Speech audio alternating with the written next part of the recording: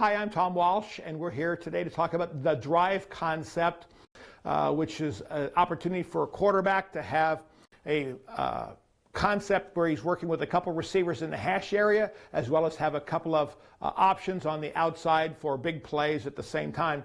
And so we'll start where it emanates from a two-back set, and then we'll go to a one-back set with a variety of personnel groupings and show you how the concept applies.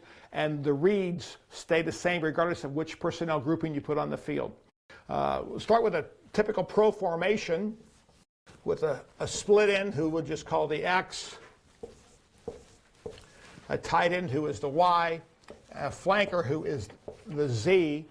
And then in a backfield set, since we're using a two-back set, we'll start with what we call a near formation because the halfback is near to the Y. Some of you may use colors. You may call it blue because in the old days it was blue right. Here it is near right. And with the drive concept, we're going to be working with the flanker on the drive to start with. And ideally, at the snap of the ball, either through movement, a shift, or by alignment, we want the flanker to be maybe 3 to 5 yards from the Y or from the tight end.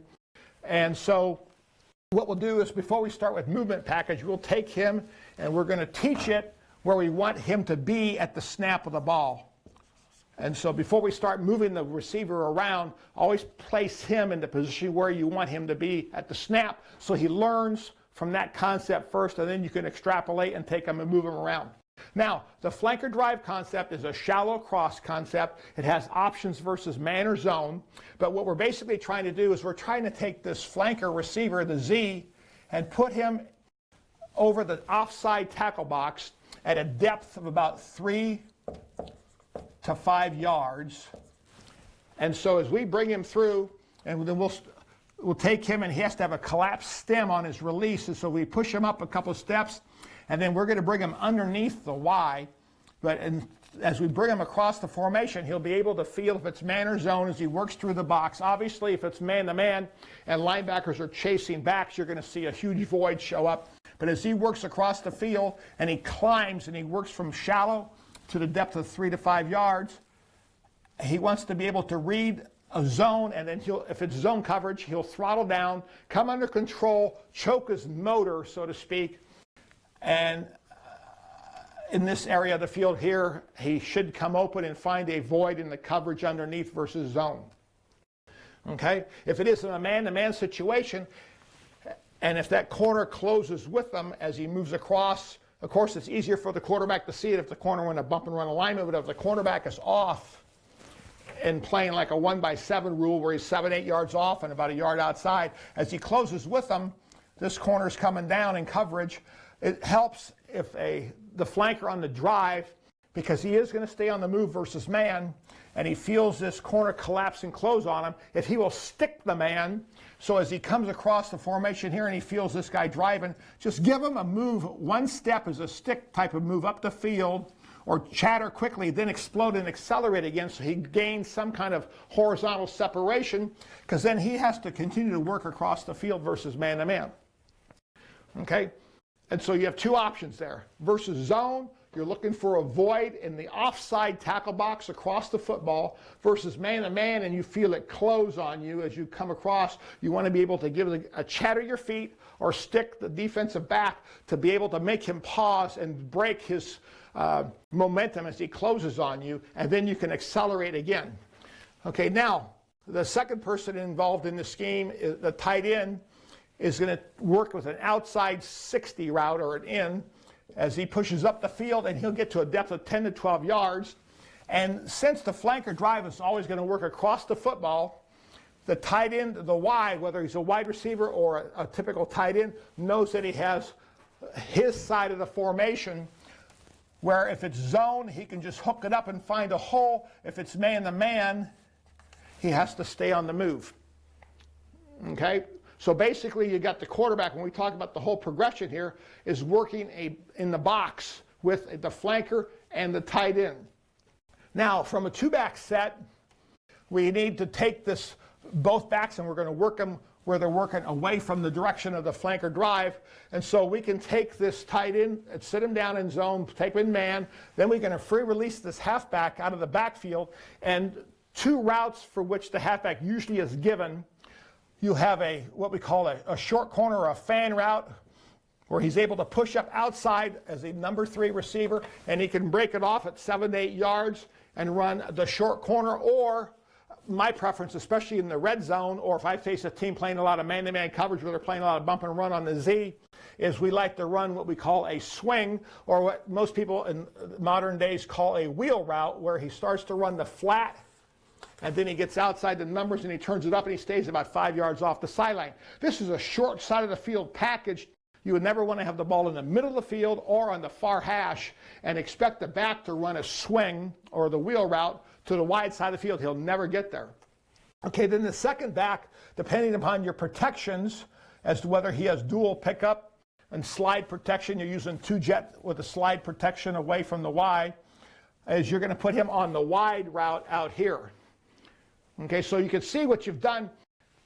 Basically now we're working, number 1 is the Z zone, number 2 is the tight end here, or the Y, and then number 3 is the F, or the remaining back. Some of you put that as a T and an R, T for tailback, R for the remaining back. And so you actually do have the nice triangle package here that the quarterback can always work. Now, when do I, as a coach, tell the quarterback to think that he might have a shot at the H for the big play? Here you've got a 1, 2, 3, and then here we're going to put an alert on the H, and then obviously we'll have an alert on the split end. And what we're going to do on the wide receiver, to keep it simple, we're going to run him on a 9 route or a go route and up. And if these alerts, the quarterback has to have a mental awareness of, when do I see the alert? When does it become a potential for him to trump my triangle and go to work where I have either an opportunity to throw the ball for a big play to the H, the halfback, on either the swing or on the fan or the cut route, or I have a shot to throw the 9 route to the X. And the simplest thing we tell them is, if you take your pre-snap look as a quarterback and you walk up there, is to check the corners, and as you scan the field and make a rotation from either left to right or right to left to see the entire secondary, and then work back down the front where you head back up to the middle of the field.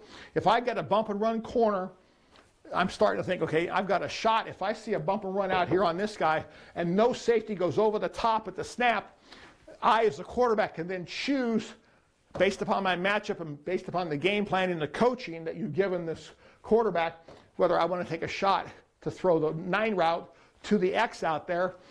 And if I don't like the matchup, and I don't like, or I see a safety go over the top, as soon as I take my second step, I know it's off, because I saw the free safety go over the top, and that obviously eliminates him.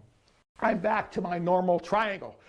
On the halfback side of the formation, if I have a corner who's playing bump on Z or a shallow alignment, and I do not see a secondary player go over the top to give me a halves look or a short and long concept on this side of the field, then I know if I like my matchups, I've got a great halfback who can run the wheel route or the swing, or on the cut route, depends on which one you choose, then I can take a shot with him for the big play.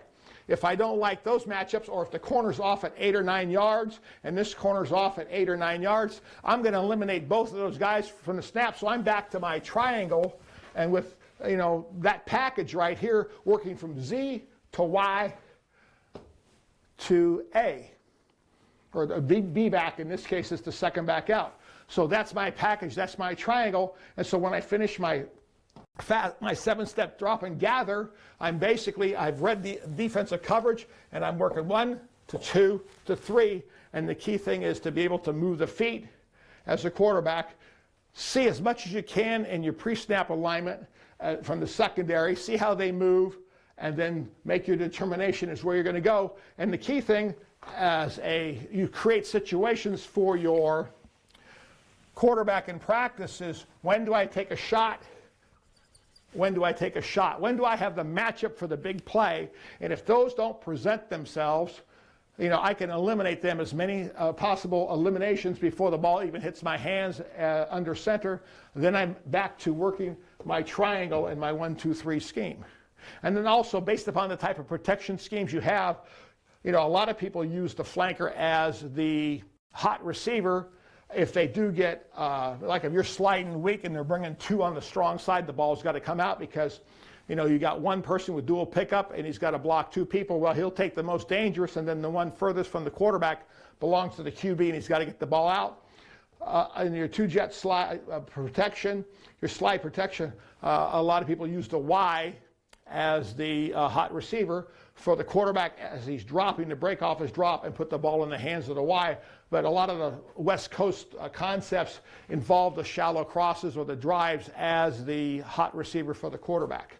But that starts with a 2-back set, and then now you can take it to a variety of 1-back formations, and also use with a multitude of personnel groupings. And before we get into that, take the concepts here in terms of people who can move for you, besides all your shifts and everything. Your flanker can start out in normal alignment and have, a short movement to come to here. You can take your flanker from across the formation here out of a slot set and bring them around and snap the ball. The other thing that we've liked over the years is to be able to take the tight end and put the Z up here in a nasty alignment or a close alignment and have them up on the ball, and then the Y ends up coming across the formation, and then when the ball is snapped, the flanker drives and the Y wraps around behind him and comes up on his in route, which is a read concept, obviously. But the key thing about the Y on the movement, if you do put the Z in here, in a close alignment, and the Z happens to be on the ball, and you bring your Y across, because you'd shift your Y back off, and this would be the Y in this case if you're bringing them across. And then now as the flanker comes inside on the drive, then now you have the tight end, or whomever the Y is, if you have 3 Ys and 2 backs, wrapping behind the Z and then executing his read as normal. And then you still have your backs on your flow if you're running the wheel route, or if you're running the fan, the short corner concept. And so you can package it all. Another possibility, and nowadays you see a lot of 1 tight end, 1 running back, and 3 wide receivers. It still works extremely well, because then now your H receiver is a 3rd wide. In some cases, if you go to 2 tight ends, 2 wides, and 1 back, your H receiver now would still would be another tight end. Over the years also, in your coming out offense, you'll see a lot of teams, for whatever reason, will get into a 2 tight end, a 2 back, and a 1 split receiver, and the person who's now playing the flanker position is a tight end. And then also the other ability you have is a lot of teams like to run a king formation, where the king backfield set is where you have your F here and your H there, and then now they'll still run the flanker drive concept, where you have this guy working here, you have your flanker drive working inside, this concept, and now this is a fullback type person who will be on the fan route, and then the H will be on the wide, and you still have your same triangle with the Z here being number 1, your Y being number 2, and then in this case, the H would be number 3. So you still have the same concept with this package here, with the same alert here that you had on the fan route or on the swing route. Depends on, most likely with your fullback, he's going to run the fan route rather than run the swing. Although you do find fullbacks who can run, or a lot of people will take second tight ends and use them as a fullback because of personnel, and they may occasionally find a player who's capable of running the swing route, the wheel, and start the flatten up concept, which is good because they take a peek here, and sometimes in man-to-man coverage you will get a linebacker who will take a peek and look back when he sees the receiver take a peek, and then you can wheel it and turn up the field and go. The other concept, as I mentioned, was with a third wide. And I really like the play. You can also run it from a cluster package. If you have 3 wides in the game, it offers you a multitude of opportunities to change your looks. And so you've got a flanker, and you've got the H in this position here, the flanker here, and the Y here. And so you're talking about a cluster release. Usually when you get a group clustered that close together, you get corners and defensive backs who back off and give you space, and so that helps give everybody free releases. And so your package still follows the same, where you still have the outside 60 concept of the read by the tight end, whether it's zone, he can hook it up, or if he's got to move, he can move to the inside. You've got your flanker still working the drive concept, and then now you have your other release here where you can actually have the fan route, or you may want to run the swing or the wheel route. And then now you still have your remaining back here who actually has your pickup. Or if you really want to live dangerously in the pass protection, you have a slide scheme with a 2-jet hot concept where you're releasing him on a free release, and then now your line is scanning for protection purposes, and then now the quarterback has 2 people himself, and the ball's got to come out automatically if you get the hot, whether you're throwing to the flanker on the drive or you're releasing the ball to the R on the hot. Then the other thing about it is now in terms of move packages here, obviously you can move your Y, you can move your H, and then you also can move the Z. So it gives you have multiple shifts and or motions. The great thing about this package on running the flanker drive or the drive concept is that you can take the same concept and teach it from day 1 and through week 12, week 16, week 13, whatever, during your season, you're working the same concept, but then each week you come up with a different movement package, a different personnel grouping. So your quarterback is repeating the same reads and the same concept each week. The defense is spending all this time with every different personnel grouping, every different movement, every shift, and every motion that you've run. But yet you're getting better at running the same thing every day in and day out, and they can never repeat with enough reps in practice during the week to become used to the accommodation of the different groups you're running. Now also, we had success over the years of taking this out of a balanced 2x2 formation where we still run the same drive concept, and what we've done is we've gone to a balanced set. And once again, I say I definitely like the fact that your flanker drive comes from the short side of the field so that he has the ability to run the field horizontally. The worst thing in the world is to put the receiver on a shallow cross or on the drive concept and run him into the boundary, because then that becomes the extra defender, and that basically can eat up the play and take away any potential gain where he'd be able to have a catch and run concept. Anyway, so let's start with ace formation as a balanced. That's your runner, your remaining back.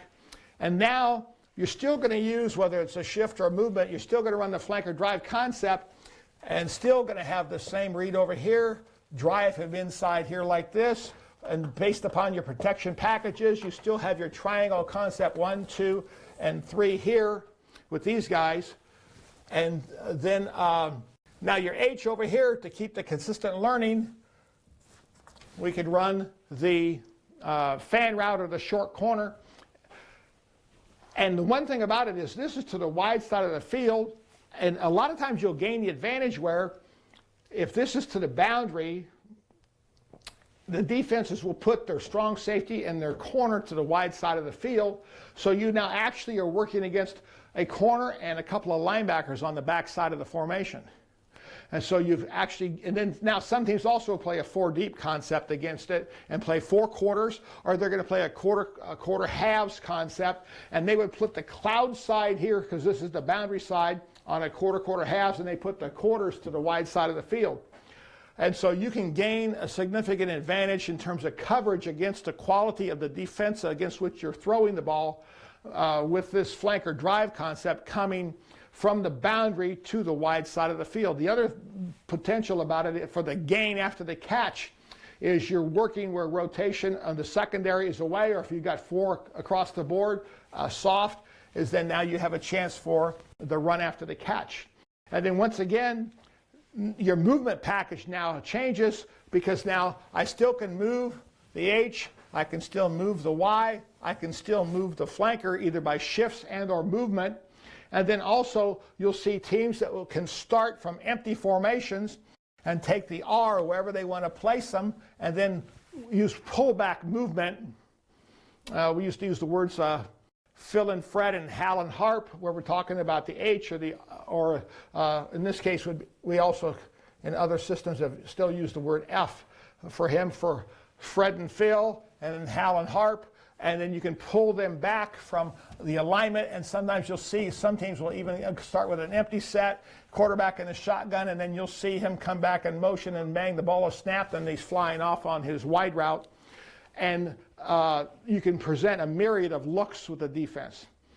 The whole thing for which you want to have, number one, is you keep the same concept as a coach, which is great for the quarterback, the same read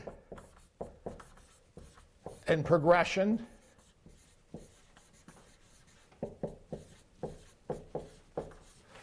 and then it becomes a game of, the important thing is you make it in the game of looks for you offensively, but then from the defensive perspective is they have to prepare all of their defensive groups, including their subgroups, their short yardage groups, their nickel packages, they're coming, all of that, they're coming out defenses for all of the different personnel groupings. And see, for you offensively, and I'll just put PGs, for means personnel groupings, and that you can utilize players on your roster to get them all involved in playing, get them off the bench, and based upon the different personnel groupings that you run, it doesn't matter, because when your quarterback looks up, he's going to see the same concept, he's going to have the same reads and the same progressions. And the great thing about it is you're cross-training all of the players in your personnel groupings, because you can run this with 4 wides, you can run it with 3 wides, and 1 tight and 1 back. You can run it with 2 wides, 2 tights and a back. You can run it with 2 wides, a tight, and 2 backs. So it offers you, no matter what kind of personnel grouping you may have on your roster, you can't say, well, geez, I don't have enough tight ends to do this, or I don't have enough wide receivers, so I can't do that. Doesn't matter what kind of personnel grouping you have, you can make this, the flanker drive or the drive concept, work for your offense. And as I said, you see a lot of teams nowadays play Tampa 2, and the only adjustment that we would make in a Tampa 2 package, if we were in a balanced set like this, a 2x2, since the Mike backer ends up running down the middle, we treat the Tampa 2 package as a closed middle defense. We would take the H and just drive him up the field vertically on a seam route, because then that would make the Mike backer run high and go down the middle of the field and play basically a midfield, middle of the third field type of defense. And then now we still have the same triangle concept, whereas if we had taken this tight end or the H, even in a third wide, a sub player up on the wing, and run him on the fan route, then the Mike would be in better effect to play the tight end over the top. And so once we take him vertically and run him up the field versus the Tampa 2 package, then that takes the Mike backer and makes him play vertically all the way down the field, which now opens up a bigger cavity into which you possibly could throw the ball to the Y, who's number 2 in your progression, because the flanker drive obviously is still number 1, tight end would be number 2, and then number 3 would be out here on the wide area of the field. We'll go from this concept into the shallow cross concept, because they're in so many ways they're mirrored, and the teaching can work hand in hand, and the utilization of the players pretty much offers you a similar opportunity to have consistency in your program and in your concept. for teaching. And so the shallow cross, you're going to say, well, geez, it's virtually the same play. And in a lot of respects, it is. And in a couple of different instances, it's a little bit different. But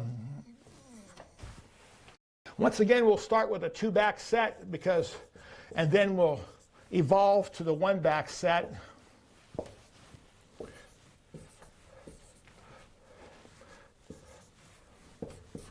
And now, obviously, we're talking to, well, it can be an X receiver, and it also can be in different personnel groupings. You can change and use different formations and different movements and have different people in there. But we'll start from a normal 2-back set. And once again, and now you're basically teaching the same concept with the X on the shallow cross as you did with the flanker on the flanker drive.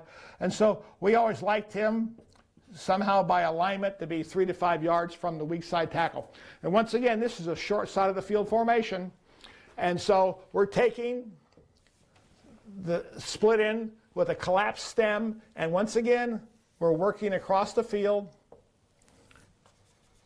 into the tackle box area. We're going to choke it down versus zone. We're going to do something versus man in here to be able to shake the corner and to give him some kind of a stick move up the field, because then we have to be able to continue to stay on the run and separate horizontally as we build. And if we were to run off the field over here by the time, which ball should have been out of your hands by then, you'd have your X receiver would be about 5 yards deep. So somewhere in between 3 to 5 yards here, if it's a zone coverage in the tackle box across the football, he should be able to find a void to settle down, choke his motor, where the quarterback can deliver him the ball out front so he can catch it and run.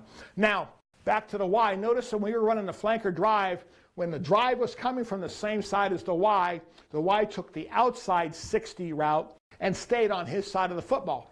Now that the shallow cross is coming from the opposite side of the field, we now need this tight end. No matter how he gets a release, he has to realize that the shallow cross is coming to me, and he has the tackle box on this side of the football. So somewhere in here, I, as a tight end, have to stay on the move across the football. And versus zone, I have to cross the football. I cannot pull up on my side of the ball, because then I'm going to be stacked over the top of the shallow cross from the X. So therefore, versus zone, I must work to the opposite side into the tackle box, somewhere between the guard to the tackle box on the opposite side of the field. And versus man-to-man, I'll stay on the move. Okay? Now, that's an inside 60. In other words, if you're trying to teach the tight end, if you have a 3-digit scheme here, being the middle guy, he's got a 60 route, which is what the in is in that case. But he's got an inside 60, where ideally if we had a Sam Backer in a 9 alignment on in here, he would take the inside release, press up the field, and then either run across the top of the football, hook up versus zone, stay on the man versus move. Now, for simplicity's sake here, for the flanker, he now has the 9 route, or the go route, the vertical. And once again, you've got the same alert for the quarterback with the Z in the shallow cross concept as you did for the X on the flanker drive concept, where if he sees a corner playing bump and run, does not see another safety go over the top to create a high-low or a too-deep shell, then he knows that based upon your matchup, he's got a shot for the big play for the Z. And then we have a free release for the halfback, and now we can run 2 things out of this, the same as we did on the flanker drive. We can release him outside the collapsed stem of the X on the fan route, which is basically the short corner. Or we used to always like for years to run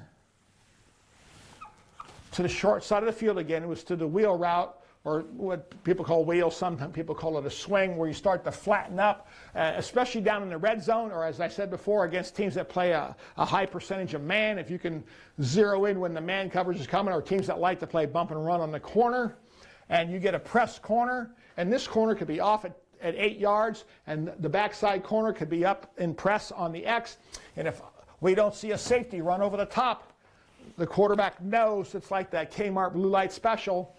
When he looks out here and he sees a corner pressed on the X, you know, that blue light starts, you know, got a heck of a price, got a bargain, got a blue light special here, unless I see somebody run over the top. And if I don't see that safety head over the top, and of course I'm thinking that I like my matchup, I got a stack backer in here playing man-to-man on the halfback. And if you've got a quality halfback who can run routes out of the backfield, which would be a priority here, then I know if I have the swing route here or the wheel, I've got a great opportunity. And the bigger play comes, and frankly, over the years, when you're running this into the short side of the field, this is a much easier throw for the quarterback than it is to throw the fan route where you're throwing it into the boundary, and then your catch and run for the halfback out of the backfield is greater. It's an easier throw when you're throwing the hypotenuse of the vertical stem of the swing than it is for him to drop the ball with touch over the top of the shoulder of the H on the fan. Now, the other thing is, we still have to stay with our triangle concept. So now we are going to have the wide route here. Now notice this.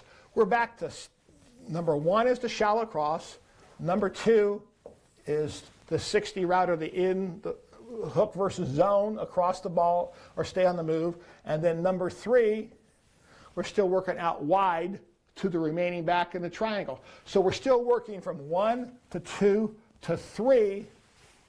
And when you're teaching young quarterbacks, and they may miss an alert, they may not see the bump and run, but, you know, don't chastise them too heavily, because, you know, they can't go wrong playing with the triangle. And then as you present teaching situations to your quarterbacks in practice, you can create environments where you do show a bump and run corner, and then work on recognition of when the alert is there and for an opportunity for the big play. You're thinking about those throws here versus the bump and run corner, where the go route becomes an alert, the 9 route over here, or if I get a press corner on the X without a safety running over the top, where I have the alert with a big play here. Those are your shots for your quick 6. And see, that's what you want your quarterback to recognize. When do I have the matchup that I want for the potential touchdown? And that comes from the go route here, and in this case on the weak side and the shallow cross on, say, the swing or wheel.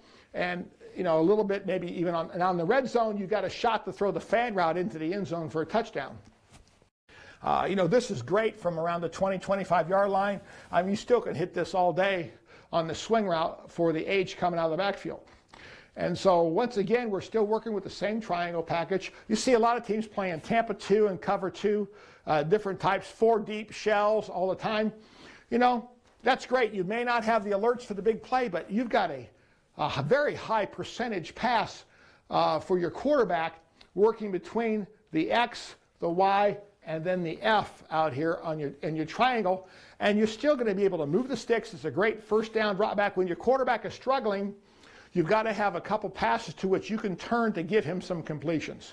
And so the great thing about this also is, as I said before, the same concepts, the same progressions that govern the shallow cross, the in and the wide are the same thing that run the flanker drive, the in and the wide. So basically, you're teaching 2 different patterns to your offense and virtually teaching the same progression to your quarterback. And then once again, you can now take this concept with the shallow cross and you can dress it up with multiple personnel groupings and with different movements and different shifts.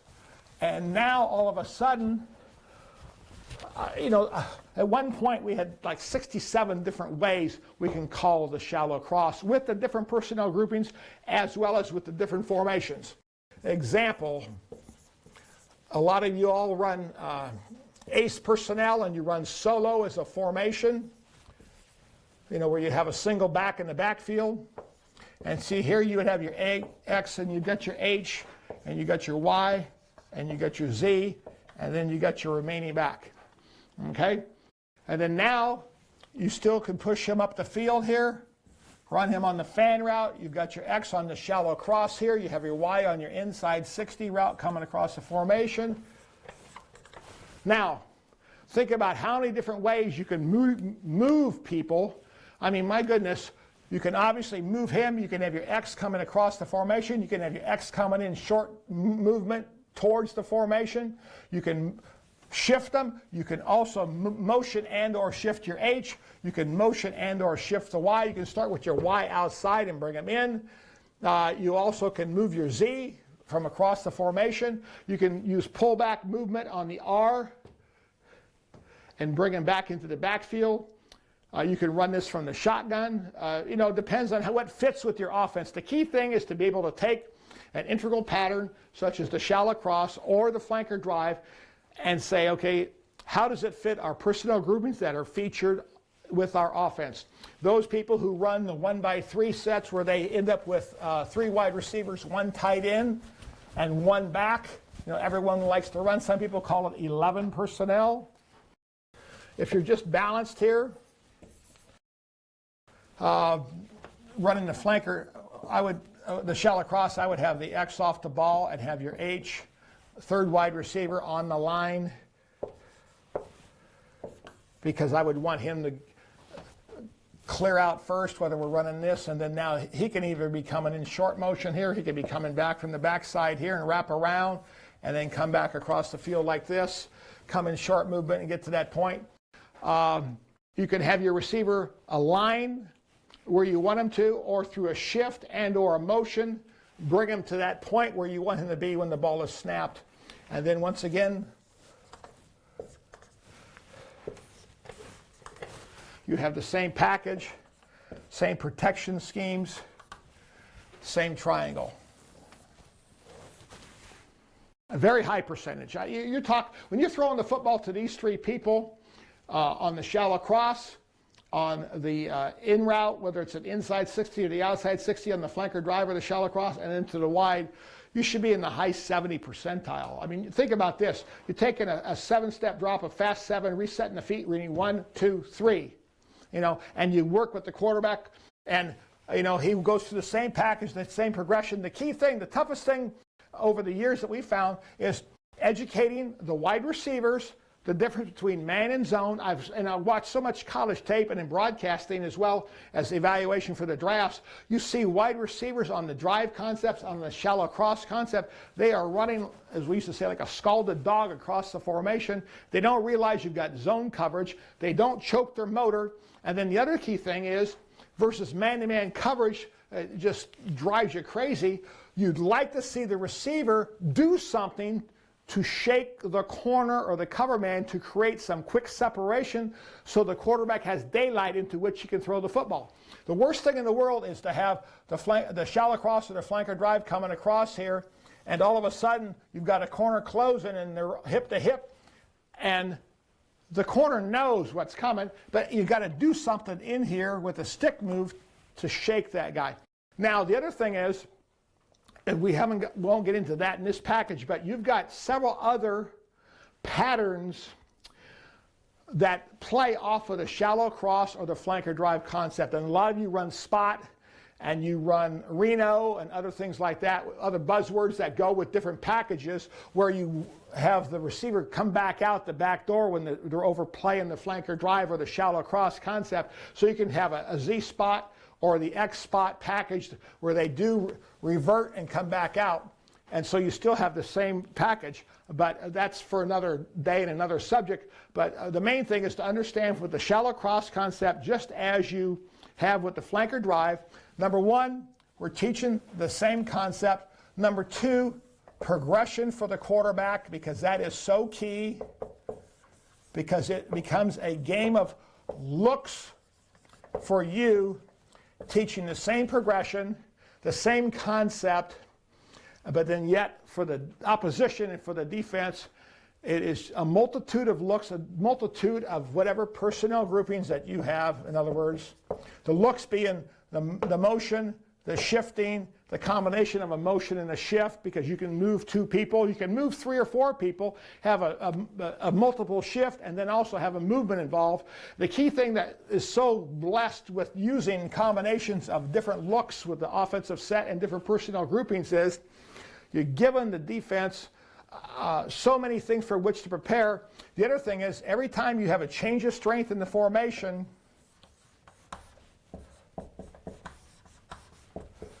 you are impacting coverage because you're making the defense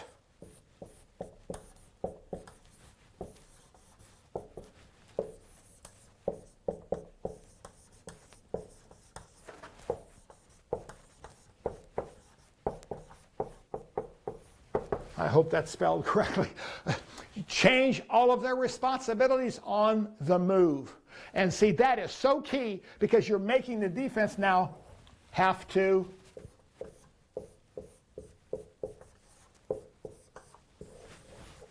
think instead of just play. And that is so key because, see, on offense, you're doing the same thing week in and week out, the same progression for the quarterback, the same drop, the same mechanics, the same protection, whether you're slide, scat, whatever scheme you're using, and you're reinforcing and getting better week 1, week 5, week 12, week 16, week 20, and by the end of the season, when you go to play your last few games and you've been running the shallow cross concept and the flanker drive concept since day one, as I said before, we had 67 different ways just to run the shallow cross and about 80 different ways to run the flanker drive or the drive concept. And it just causes a myriad of problems for the defense. And the great thing about it is you're teaching the same thing over and over. It's a game of repetition for the quarterback. It's a game of repetition for your wide receivers and your tight ends.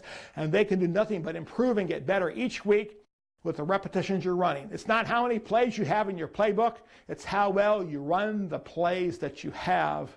And then how can I dress up the plays that I have by changing movement, shifts, motions, and then also personnel groupings. And then the great thing about it is I can integrate all of my skill position players in these patterns where they all have opportunities to get the football. And of course, you know, kids in high school and college and even in the NFL, it's about touches. And they want to be able to touch the football. And this gives you a chance to put the ball in the hands of all the playmakers.